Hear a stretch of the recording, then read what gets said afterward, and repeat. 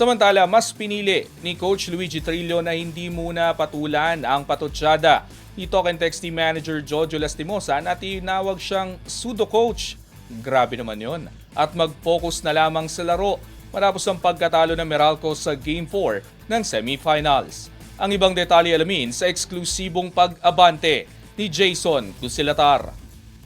Sports Now. Sports Now. Exclusive.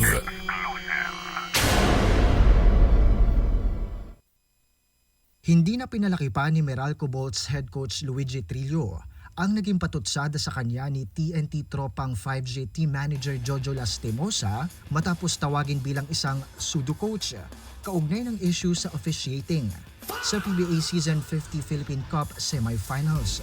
Matapos ang 102-83 na pagkatalo ng Bolts sa Game 4 na nagbigay sa TNT ng 3-1 bentay sa serye, pinili ni Trillo na manatiling kalmado sa pagharap sa kontrobersiya.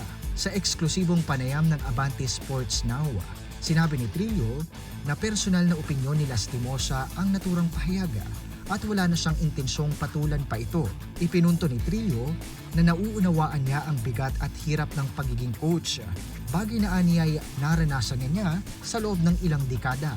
Bagkus ay mas pinili ng ipagmalaki ang kanyang naging papel at mga nagawa bilang mentor kaysa makisangkot sa palitan ng maanghang na salita.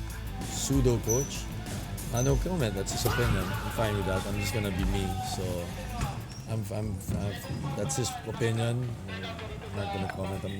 I know how hard it is to coach. I've been in the league 27 years, so I'm proud of our achievements. I'm proud of my role, and let's leave it at that. Sa halip na pagtuunan ng pansin ang issue sa labas ng court, ibinaling ni Trillo ang focus sa aktwal na laro kung saan inamin niyang hindi naging sapat ang ipinakita ng Meralco laban sa mas mahusay na TNT.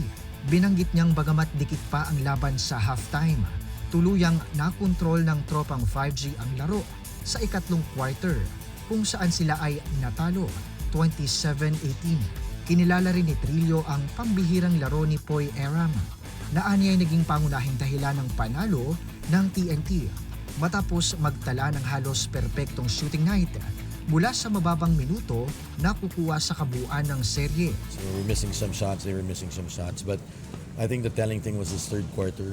We lost that quarter 27-18. But hats off to Talk and Text. They were the better team. Poy Aram was sensational tonight. He was 9 out of 11 from the field. He was the difference. Habang patuloy ang semifinal series, malinaw ang paninindigan ni Trillo. Mas mahalaga ang pagtuon sa loob ng court kaysa sa mga ingay sa labas nito. At hanggat may laban pang lalabanin, patuloy silang maghahanda at lalaban. Ako si Jason Cusilatar, Abante Sports, Now.